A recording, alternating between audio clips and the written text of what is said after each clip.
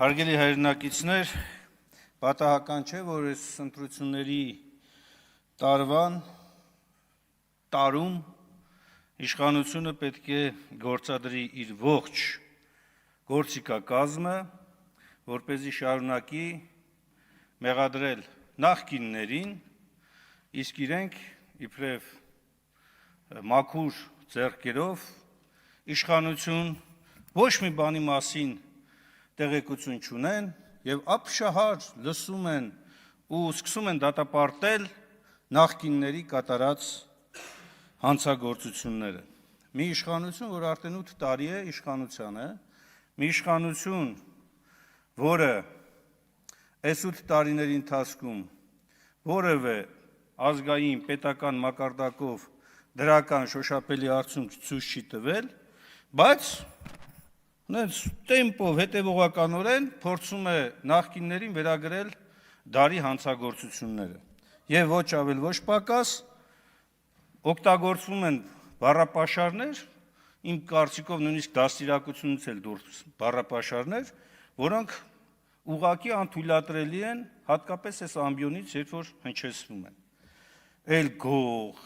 էլ ավազակ, էլ ինչ բառեր, Սա այն դեպքում, երբ որ այդ նշված դեպքերի վրա ոչ միայն որևէ դատական ակտ չկա, այլ նույնիսկ այդ ապացույցների 80-90%-ը հետագայում պարզվում է, որ ընդհանրապես առնչություն չունի այդ նկարագրված արարքների հետ։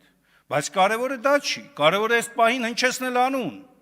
Նստած այնտեղից հայտարարվում է Ռոբերտ Քոչարյանի ֆրակցիա եւ այլ Նիկոլ Փաշինյանի ֆրակցիա, հետո եթե ձեզ դուր է գալիս անձնավորումը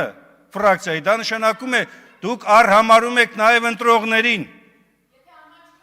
Տիկին Հակոբյան, մի ընդհատեք համել։ Հիմա տեսեք, մի քանի հետաքրքիր դրվագներ եմ ուզում ներկայացնել։ Ընդհանրապես իշխանության վարքագիծը, սիրելի հայրենակիցներ, Սիրելի երեխաներ, շատ կարևոր է, որպեսզի դուք ինքներդ տեսնեք, զգաք, որտեղ դուք նաև ապագա հանրային գործիչներ եք լինելու, քաղաքական գործիչներ եք լինելու, դա Աստված, որ չառնչվեք այսպիսի բախումների, որ Հայաստանի ազգային ժողովի, ներկայազգային ժողովում տիրում է, բայց շատ կարևոր է, որ հասկանանք իշխանության գործողության բանաձևը։ Ինչ է ասում իշխանությունը։ Ընտրել է գործիք, երկու գործիք։ Մեկը, այսպես ասած, պետական մարմիններն են, որոնք որ կոնկրետ օրենքի շրջանակներում, քրեական օրենսդրության շրջանակներում իբր բացահայտում են հանցագործություններ եւ ներկայացնում են մեղադրանքներ։ Այս բոլոր մեղադրանքները պետք է գնան դատարանում եւ դատարանում հաստատվեն, որից հետո նոր համարվեն, որ այդ անձը կոռուպցիոներ էր, թե ոչ։ Եվ կա երկրորդ մեխանիզմը, այսպես կոչված ապօրինի գույքի բացահայտման մեխանիզմը, որը ընդհանրապես կարող է առնչություն չունենալ հանցագործության հետ, բայց ապօրինի գույք եւ եկամուտ դիտվի։ Ուրեմն այս երկու մեխանիզմը ինչպես է գործադրում իշխանությունը, շատ պարզ ձևով։ Քննչական կոմիտեի եւ հակակոռուպցիոն կոմիտեի, որոնց ղեկավարների նշանակում է կառավարությունը, որոնք մշտապես գտնվում են կառավարության նիստերի դահլիճում եւ պարբերաբար էլ զեկուցում են կառավարության ղեկավարին, կատարում են կոնկրետ գործողություններ։ Գտնել նախկիններին եւ նրանց վրա գրել ինչ հնարավոր է։ Կոռուպցիոն բնույթի ինչ հանցագործություններ հնարավոր է։ Գրեք, հրապարակեք, մնացածը թողեք արդեն քաղաքական ուժի այս դահլիճում նստած հարուստ բառապաշարի տեր գործընկերներին, որոնք կելնեն եւ կդատապարտեն ու կներկայացնեն դարի հանցագործությունը այդ անիծյալ նախկինների նկատմամբ։ Եվ պատահական հարց չտվեցի ես հակակոռուպցիոն կոմիտեի նախագահին, երբ որ ասեցի, խնդրում եմ բացատրեք, այդ որ ասում եք նախկին պաշտոնատար անձ, այդ նախկինը ո՞նց եք որոշում։ Նախկին 18-ից առաջ Նախկին քրեական վարույթը սկսելուց առաջ,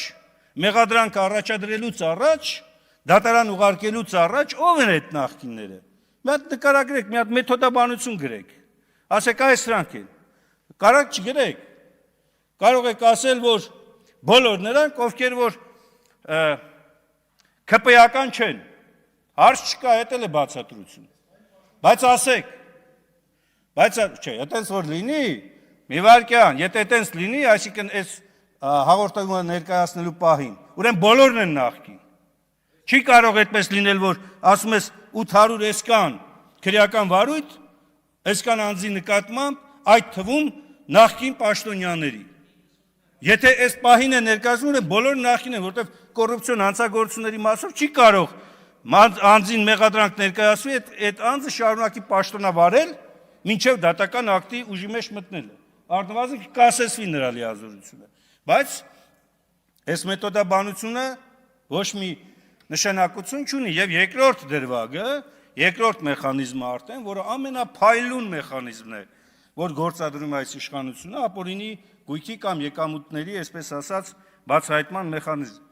Ուրեմն ես մոտավորապես ուսումնասիրել եմ 35 գործ տարբեր այս տիպի գործերից։ Ուրեմն 35 գործից 30-ում վերագրվող գույքի 80-ից 90%-ը կապ չունի այդ մարդկանց հետ։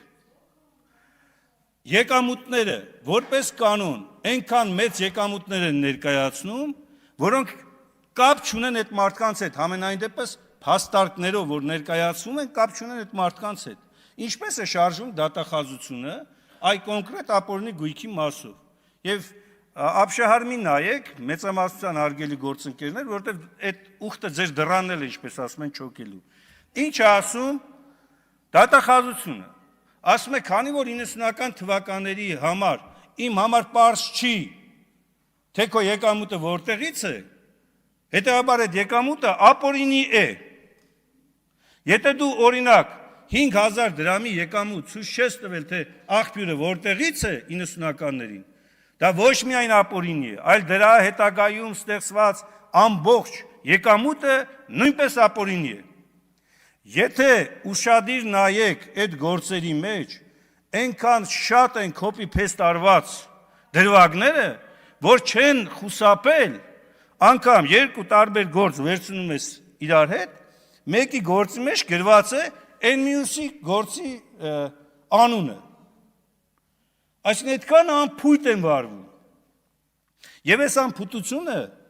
ոչ միայն չի շտկվում, այս անփութությունը տեղափոխվում է հանրային հեռուստաընկերություն, դառնում է ռեպորտաժ,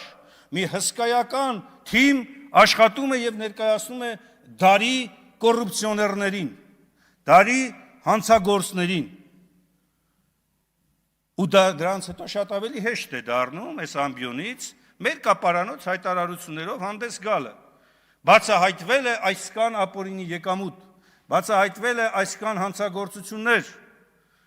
եւ այլն, եւ այլն, եւ այլն։ Հեշտ կարևոր չի, որ այս ազգային ժողովի падգամավորը դատավոր չէ, ոչ էլ հիմնվում է դատական ակտի վրա։ Կարևորը իրենց սիրած քննչական մարմինների դատախազության հայտարարություններն են։ Այդ հայտարարությունները իրենք առաջ կտանեն, կդատապարտեն, որպեսզի ընտրողների համար հաճելի խոսքեր հնչեցնեն։ Պարոն Ռուբինյանը ասում է, դե պատկերացրեք ազգային ոգով եւ այլն, մի հատ հսկայական sense նախադասություն է ասում ու հաջորդ օրերին էլ շարունակում է այդ ոճը արտահայտման։ Սա խոսում են մասին, որ իսկապես կամ դուք պետական ինստիտուտներից բան չեք հասկանում, կամ հատուկ հասկանալով ոչնչացնում եք պետական ինստիտուտները։ Չի կարող падգամավորը իրեն վերագրի դատավորի ֆունկցիա։ Չի կարող ազգային ժողովի փոխնախագահը կատարի հաստատական պնդումներ մի երևույթի մասին,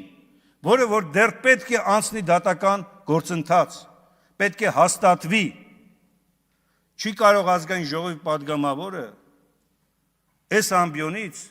կատարի հայտարարություններ, որի պատասխանատվությունը հետագայում պետք է կրի,